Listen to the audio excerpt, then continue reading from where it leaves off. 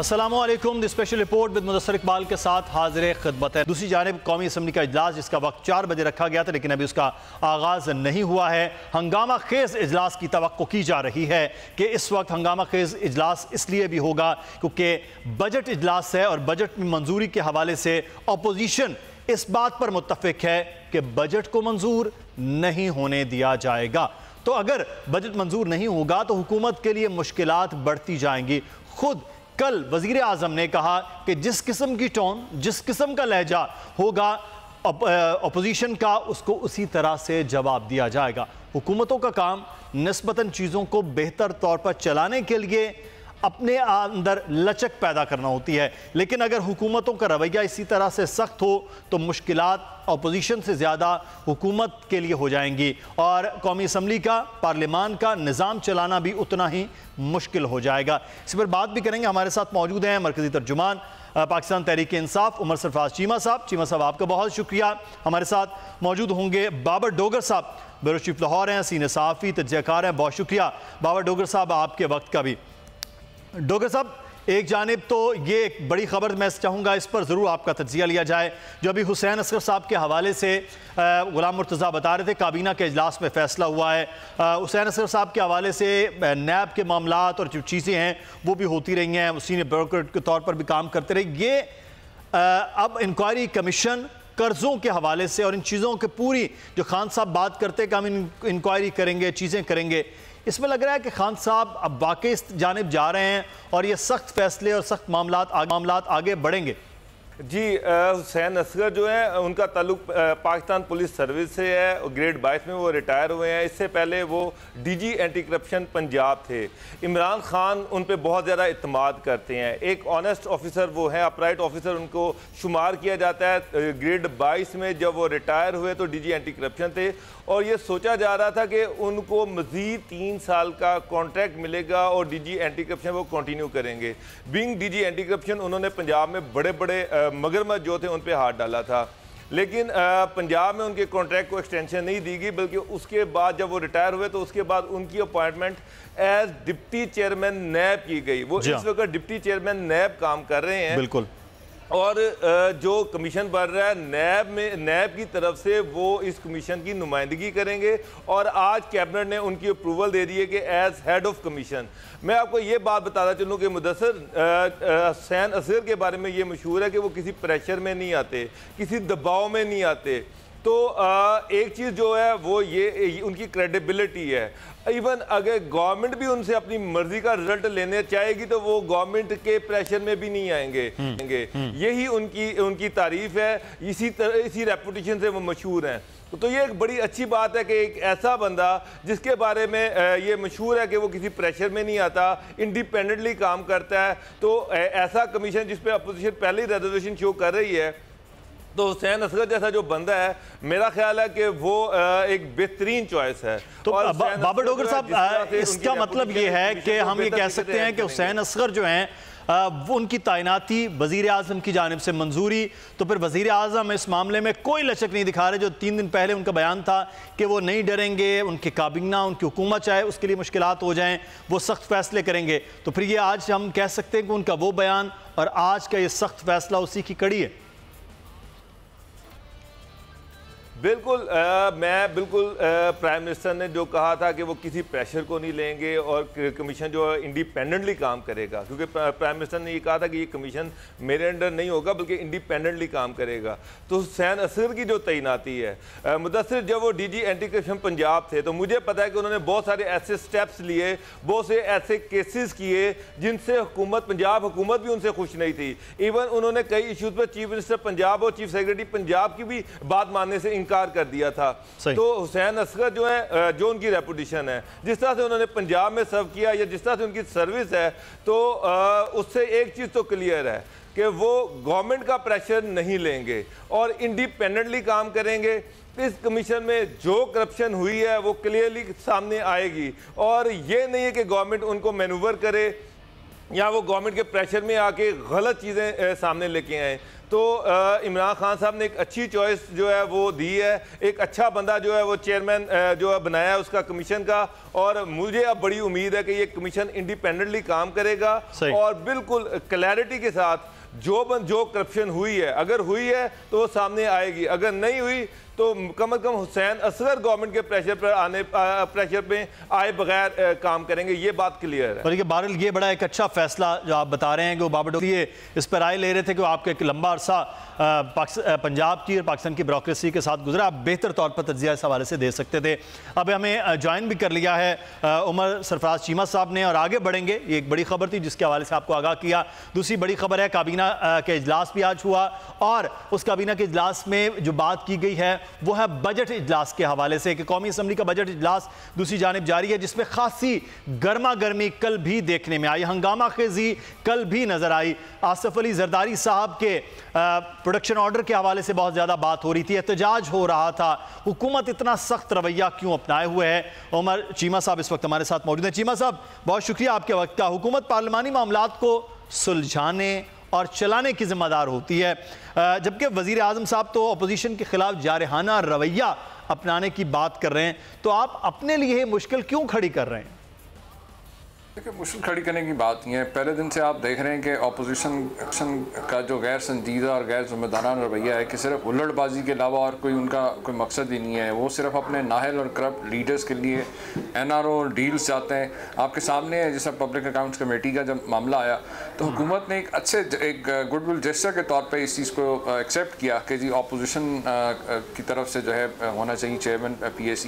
लेकिन आपने देखा कि पूरी अपोजिशन, पूरे ईवान के अंदर मौजूद जो अपोजिशन है उसको एक नैब ज़दा, एक करप्शन ज़दा शख्स के अलावा और कोई नहीं मिला चेयरमैन पब्लिक अकाउंट कमेटी के लिए कैंडिडेट। इसी तरीके से हुकूमत आपके सामने है कि बाकी भी जो कमेटीज़ के हवाले से बाकी भी जब भी कोई डिमांड अपोजिशन की तरफ से आई है उसको फैसिलिटेट करने की कोशिश करती है, लेकिन अपोजिशन जो है वो एक के बाद दूसरा जो है ना बहाना ढूंढ लेती है कि किसी तरीके से जो है मामला को आगे ना चले। अच्छा चीमा साहब, मैं आपसे नून लीग और पाकिस्तान पीपल्स पार्टी इस बात में अब इत्तफाक हो रहा है कि बजट पास किसी सूरत नहीं होने देंगे, तो आपका ये रवैया खुद जारहाना है, तो क्या बजट बिल जो है वो पास करवाने का इरादा खुद हुकूमत ही नहीं रखती?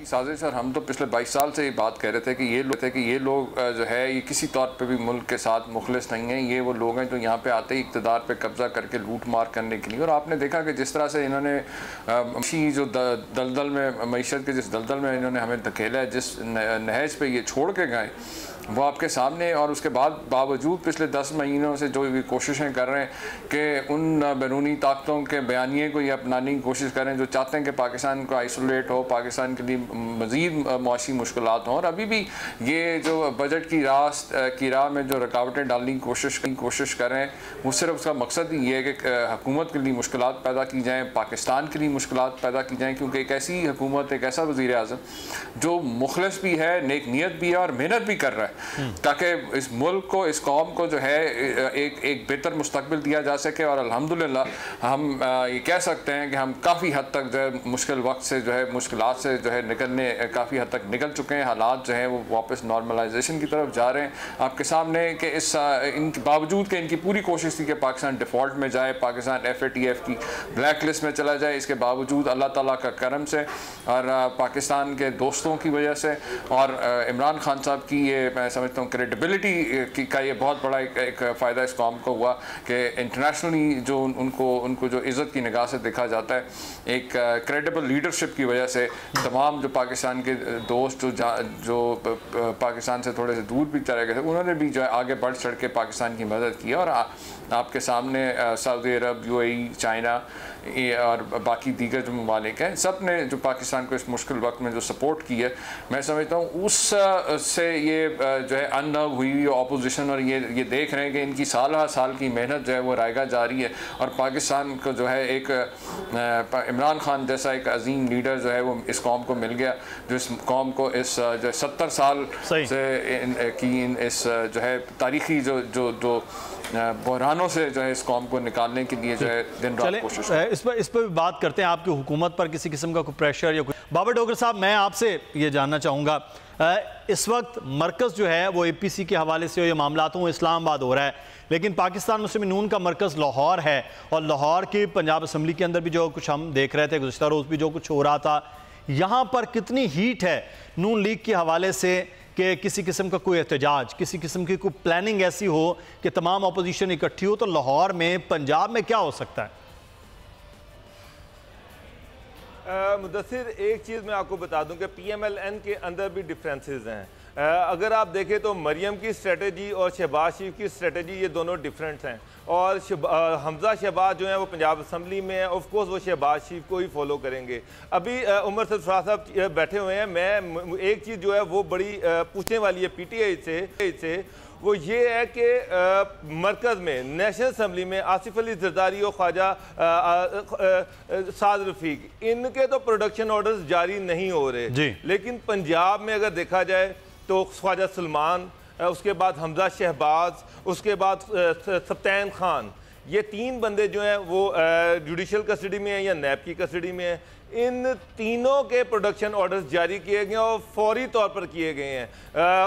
पंजाब में PTI की गवर्नमेंट है, उनके अलाई हैं चौधरी परेज लाई जो स्पीकर पंजाब असम्बली हैं, उन्होंने तीनों पॉलिटिकल पार्टीज़ के जो दोनों पॉलिटिकल पार्टी जो थी उनके जो लीडर थे उनके फौरी तौर पर प्रोडक्शन ऑर्डर जारी किए गए हैं। तो पहली बात तो ये है कि PTI के अंदर 2 पॉलिसीज़ क्यों हैं। नेशनल असम्बली में प्रोडक्शन ऑर्डर नहीं जारी किए जा रहे, ख्वाजा साद रफीक का नहीं किया गया, उसके बाद आसिफ अली जरदारी का नहीं किया गया, जिसकी वजह से वहाँ पर सूरत डिफरेंट है। जबकि पंजाब में एक तो हमजा शहबाज या शहबाज शरीफ जो हैं उनके मरियम से क्लियर इख्तलाफात हैं।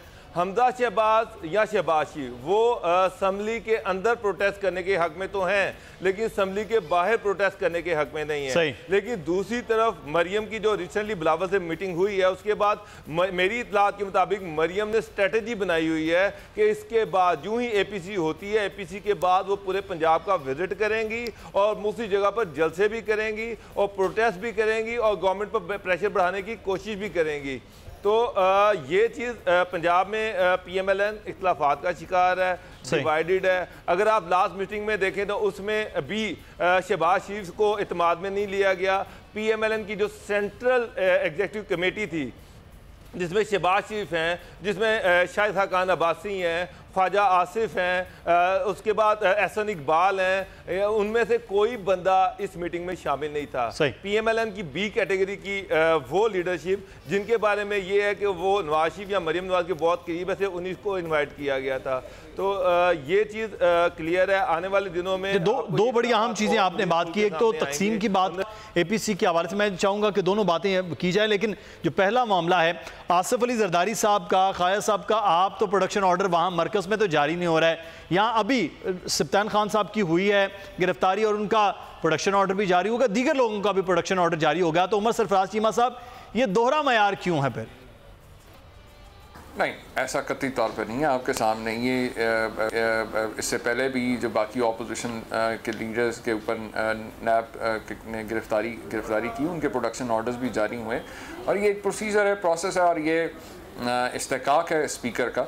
इसलिए मैं नहीं समझता कि इसमें ये जो वावेला किया जा रहा है कि हुकूमती कोई मुदाखलत, तो हुकूमती जब माजी के अंदर हुकूमतें जिस तरीके से कार्रवाइयाँ करती रहीं, इंतकाबी कार्रवाइयाँ करती रहीं, वो भी आपके सामने किस तरह से आसिफ अली जरदारी के ऊपर जो है उनको ज़द्दोकोब किया जाता, उन पर टॉर्चर किया जाता रहा, उनकी ज़बान पे ब्लेड मारे गए उस मियां नवाज शरीफ के दौर में जेल के अंदर। तो आज तो ये बड़े VIP प्रोटोकॉल के साथ बड़े एयर कंडीशन कमरों में ये जेलों में बैठे हुए चले, लेकिन बहरहाल एक आईनी उनका हक है, उस आईनी हक को बहरहाल वो नहीं मिल रहा है। अच्छा बाबर डोगर, मैं आपसे ये जानना चाहूँगा, आप तकसीम की बात कर रहे हैं, लेकिन अगर तकसीम है बड़े पैमाने पर, यानी कि हमजा शहबाज साहब और मरियम नवाज साहिबा, तो फिर तो ये APC और APC के नताइज वो तो अपोजिशन के लिए बेहतर तौर पर नहीं निकल सकेंगे।